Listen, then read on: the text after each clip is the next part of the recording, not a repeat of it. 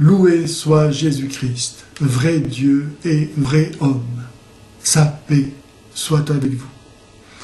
Après avoir répondu à Arius qui niait la divinité de Jésus-Christ par la définition dogmatique du mystère de la Trinité, c'est-à-dire l'affirmation de l'unité de nature en Dieu et des trois personnes divines qui, chacune étant distinctes, sont ensemble et chacune le seul et même Dieu, voilà que se firent jour dans l'Église des questions et des controverses au sujet du rapport entre la divinité et l'humanité en Jésus-Christ.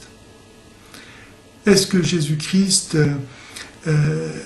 est une même personne ou bien non?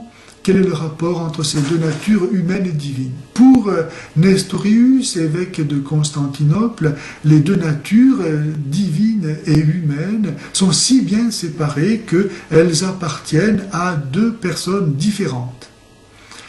Au point qu'il refusait d'affirmer que Marie était mère de Dieu, car pour lui, Marie était simplement la mère du Christ homme, mais non pas la mère du Christ Dieu. Et à l'opposé, il y avait le moine Eutychès, pour qui la nature humaine était tellement fondue, mélangée, qu'elle avait disparu dans la nature divine.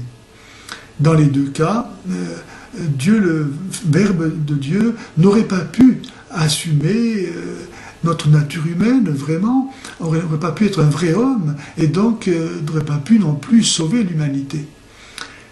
Alors pour répondre à ces questions, l'Église a réuni ses conciles et a défini de façon dogmatique sa foi dans le mystère de l'incarnation, c'est-à-dire d'une façon sans erreur possible. Alors, cette définition, nous la trouvons par exemple dans le credo de Nicée, que les chrétiens peuvent dire tous les dimanches, et qui dit ceci, au sujet de l'incarnation. Je crois en un seul Seigneur, Jésus-Christ, le Fils unique de Dieu, né du Père avant tous les siècles. Il est Dieu, né de Dieu, né du vrai Dieu, engendré, non pas créé, consubstantiel au Père, c'est-à-dire ne faisant qu'une et même substance avec le Père, qu'un seul et même être, consubstantiel au Père, et par lui tout a été fait. Pour nous les hommes et pour notre salut, il descendit du ciel. Par l'Esprit Saint, il a pris chair de la Vierge Marie et il s'est fait homme. Voilà donc ce que dit le concile de Nicée. Maintenant, je vous lis un extrait du credo de saint Athanase, qui s'est beaucoup battu pour l'affirmation de la foi en la divinité de Jésus. Voici ce que dit son credo. Il est nécessaire au salut éternel de croire fidèlement à l'incarnation de notre Seigneur Jésus-Christ. Voici la foi orthodoxe. Nous croyons et nous confessons que notre Seigneur Jésus-Christ, Fils de Dieu, est Dieu et homme. Il est Dieu de la substance du Père, engendré avant les siècles, et il est homme de la substance de sa mère, né dans le temps. Dieu parfait, homme parfait, composé d'une âme raisonnable et d'un corps humain, égal au Père selon la divinité, inférieur au Père selon l'humanité.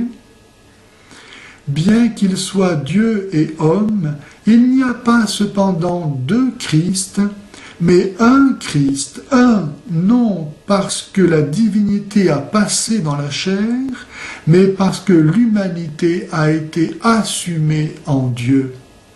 Un absolument, non par un mélange de substances, mais par l'unité de personnes.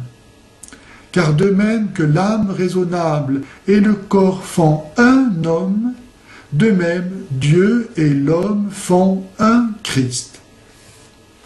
Voilà donc ce que nous dit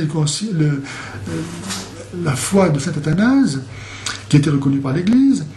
Et le concile de Constantinople nous dit que celui qui nierait que Dieu s'est uni à une chair animée par une âme raisonnable est anathème, c'est-à-dire maudit. Et voici le concile de Chalcédoine au 5e siècle qui va donner la formulation définitive au sujet du mystère de l'incarnation. On doit reconnaître le Fils unique de Dieu en deux natures sans confusion, d'une manière immuable, indivisible, inséparable, sans que ces natures aient cessé d'être différentes à cause de leur union. Nous confessons que notre Seigneur Jésus-Christ n'a pas été partagé ou divisé en deux personnes, mais qu'il est un seul et même unique Fils de Dieu. Voilà, en sorte donc que c'est le même jeu, le même moi divin de la deuxième personne de la Trinité qui peut dire « Je suis Dieu et je suis homme ».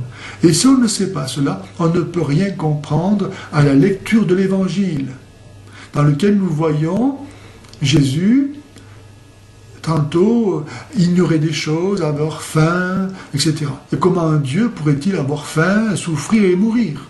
Mais c'est justement dans sa nature humaine que Dieu le Fils vit cela. Et inversement, comment est-ce qu'un homme pourrait dire « je te pardonne tes péchés » ou bien « ressusciter les morts » ?